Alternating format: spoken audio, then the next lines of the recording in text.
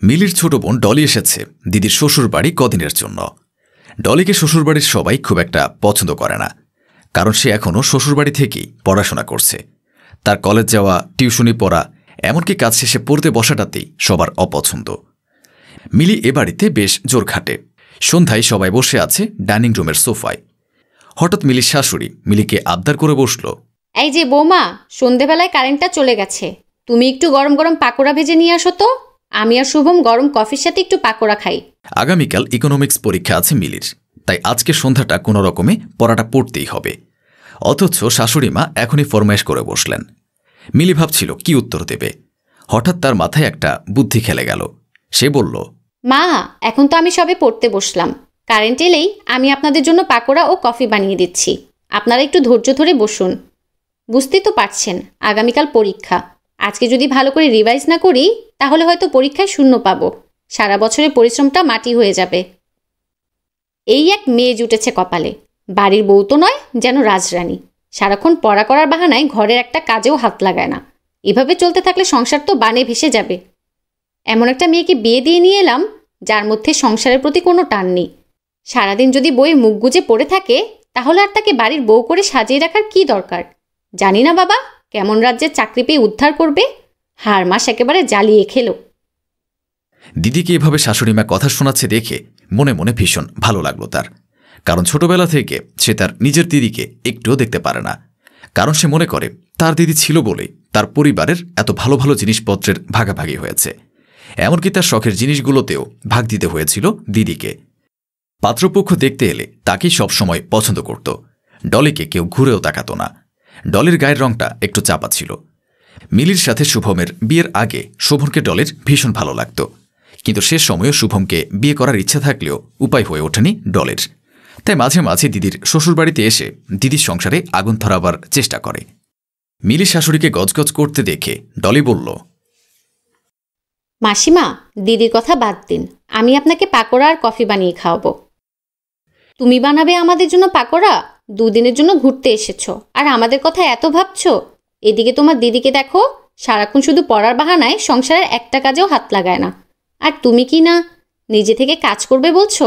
সত্যি সত্যি যদি আমার ছেলের কপালে সেদিন তোমার দিদি না জুটে তুমি জুটতে, তাহলে হয়তো আজকে এই দিন দেখতে হতো না। দেখ শুভম, এই বাচ্চা মেয়েটা কিভাবে আমাদের মুখরোচক পাকোড়ার দায়িত্ব নিতে চাইছে। আর এইদিকে তোর বউ সবসময় পড়ার বাহানায় সারাদিন ঘরের ভিতর কি যে করে বুঝি না। ডলি মনে মনে ভাবল সে মোটেও বাচ্চা মেয়ে নয়। দিদির সংসারে অশান্তি ধরানোর জন্য এবং দিদির বরকে নিজের বর বানানোর জন্য সে মাঝে মাঝে এই বাড়িতে আসে। কিন্তু দিদির শাশুড়ি তাকে বাচ্চা মেয়ে মনে করে ভুল করলে তো তার কোনো আশাই পূর্ণ হবে না। ডলি শ্রীতমা দেবীর ভুল ভাঙিয়ে দিয়ে বলে, না মাসিমা, আমি এই বৈশাখে 25 বছরে পা দিয়েছি। আমি মোটেও বাচ্চা মেয়ে নই। আর দিদির কথা বলছেন, সে তো শুধু বাড়িতে গায়ে হাওয়া লাগিয়ে ঘুরে বেড়াতো। সব কাজ আমাকে করতে হতো। বাড়ির কাজ করে করে আমার এগুলো অভ্যেস হয়ে গেছে। আপনি চিন্তা করবেন না। আর আপনাদের জন্য সন্ধ্যাবেলার মুখোশ পাকোড়া বানানো, এটা আর এমন কি কাজ, এটা আমি এক্ষুনি করে দেব। আপনি এত ভাববেন না। ডলির কথাগুলো শুনে শুভমেরও বেশ ভালো লাগলো। ইদানিং মিলিকে আর তেমনভাবে ভালোবাসতে পারে না শুভম, কারণ মিলি সব কথাতেই শুধু পড়াশোনা টেনে নিয়ে আসে। স্বামী স্ত্রীর মাঝে যদি পড়াশোনা চলে আসে তাহলে আর তাদের মধ্যে সেই রকম রোমান্টিকতা থাকে না। শুভম মাকে উদ্দেশ্য করে বলে, আচ্ছা মা, পাত্রী দেখতে যাওয়ার সময় তোমার কি ডলিকে চোখে পড়েনি? মিলিকে চোখে পড়েছিল কেন? তুমি মিলির সাথে আমার বিয়ে দিলে, আজকে তো ডলিও আমার বউ হতে পারত। তাহলে হয়তো কোনো কিছু আর চেয়ে নিতে হতো না, সবটাই হাতের কাছে পেয়ে যেতাম। শুধুমাত্র পাকোড়া বানাতে অস্বীকার করেছি বলে আজকে তুমি বউ পাল্টাতে চাইছো? ভুলে গেছো আমাদের বিয়ের দিনগুলো? আচ্ছা ঠিক আছে, তুমি যদি চাও তাহলে আমি আজই সব কিছু ছেড়ে দিয়ে বাপের বাড়ি চলে যেতে পারি। দেখ দিদি, খামোখা নিজের অশান্তি নিজে ডেকে আনিস না। তুই তো এতক্ষণ পড়া করছিলিস, পড়তে পড়তে উঠে এলি কেন? আমি তো বললাম পাকোড়াটা আমি বানিয়ে দিচ্ছি। সহ্য হলো না তাই না? বোনের একটু ভালো যদি তোর সহ্য হয়। ছোটবেলা থেকে আমাকে বিভিন্নভাবে ছোট করার চেষ্টা করেছিস তুই। ভালো রেজাল্ট করতিস বলে সবসময় বাবার কাছ থেকে বেশি আদর ভালোবাসাটা তুই পেয়ে এসেছিস। কিন্তু আমি তো সংসারের সমস্ত কাজ করতে পারতাম। কই, আমাকে তো কেউ কখনো হাততালি দিয়ে বলেনি যে আমি ভালো কাজ করছি। তুইও কাউকে দেখিয়ে দিসনি যে আমি পড়াশোনায় হয়তো তোর মতো নই, কিন্তু বাড়ির কাজের দিকে আমি তোর থেকেও সেরা। দেখ ডলি, এখন এসব কথা উঠছে কেন?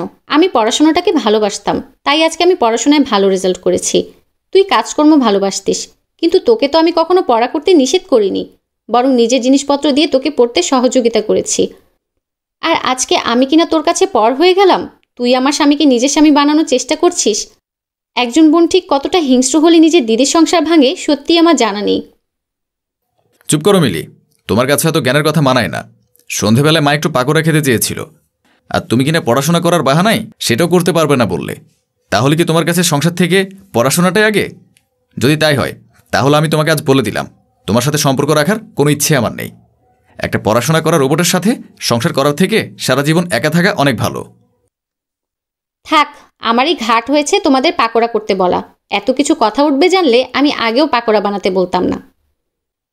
না মা, আপনি ভুল বলছেন। বিষয়টা পাকোড়া বানাতে সীমাবদ্ধ নেই। এখানে আমার ব্যক্তিত্ব তুলে কথা বলা হয়েছে, আমার পড়াশোনাটাকে কটাক্ষ করা হয়েছে। আপনারা তো সকলেই জানেন আমি পড়াশোনাকে কত ভালোবাসি, অথচ আপনারা কেউই আমাকে কোনোভাবে সহযোগিতা করছেন না। উপরন্তু আমাকে বিভিন্নভাবে অপমান করার চেষ্টা করছেন। বিয়ের পরে পড়াশোনা করা কি অন্যায়? আর যেহেতু আমি আমার নিজের স্কলারশিপের টাকায় পড়াশোনা করি, আমার পড়াশোনার জন্য আপনাদের কাউকেই কোনো টাকা পয়সা খরচ করতে হয় না। তাহলে সেখানে পড়াশোনাটাকে কেন্দ্র করে এত কিছু কথা বলার কি কোনো দরকার ছিল? আপনারা চাইলে আমি এই বাড়ি থেকে এক্ষুনি চলে যেতে পারি, কিন্তু দয়া করে এটুকুই বলতে চাই, আপনারা আমার নামে অপবাদ দেবেন না। এই বিষয়টা এবার এখানে বন্ধ করা হোক। আমরা সকলে এটা পরীক্ষা করছিলাম যে তোমার পড়াশোনার প্রতি এখনও আগের মতো ভালোবাসা আছে কিনা। আমরা দেখতে চাই যে তুমি আগামী দিনে ঠিক কতটা ভালো রেজাল্ট করবে। সেই জন্য আমরা সকলে মিলে একটা ছোট্ট অভিনয় করলাম তোমার সাথে। তোমার বোন ডলি কখনোই তোমার ঘর ভাঙতে চায় না, বরং সে বলে তোমার সাথে যেন আমি আজীবন একইভাবে সংসার করি। আর মায়ের কথা বলছো, তিনিও চেয়েছিলেন তুমি তোমার পড়াশোনাটাকে শেষ করো, কারণ যেভাবে বিবাহিত মেয়েরা পড়াশোনা ছেড়ে দিচ্ছে তাতে আমরা কেউই চাই না তুমি তোমার পড়াশোনা ছেড়ে দাও। মিলি সকলের মুখের দিকে তাকিয়ে হতভম্ব হয়ে গেল। সে বুঝতে পারল না এতক্ষণ ধরে তার সঙ্গে কি একটা ট্র্যাজেডি হয়ে গেল। ডলি হাসতে হাসতে বলল, দিদি অনেক হয়েছে, এবার জাগিয়ে ঘরে পড়তে বস। তার আগে আমাকে আলু দে, পেঁয়াজ দে, আটা দে, মরিচ দে। কেন, সেসব দিয়ে কী হবে শুনি? এত কথা বলার কি কোনো দরকার আছে? তোকে যেটা বলেছি সেটাই কর, বাকিটা আমি সামলে নিচ্ছি। ডলির কথা শুনে নিজের মতো রুমে চুপচাপ শুয়ে শুয়ে পড়তে শুরু করল। মিলি পরে অনেকক্ষণ, কিছুক্ষণ পর একটা প্লেটে পাকোড়া নিয়ে এসে মিলির মুখের সামনে ধরল ডলি।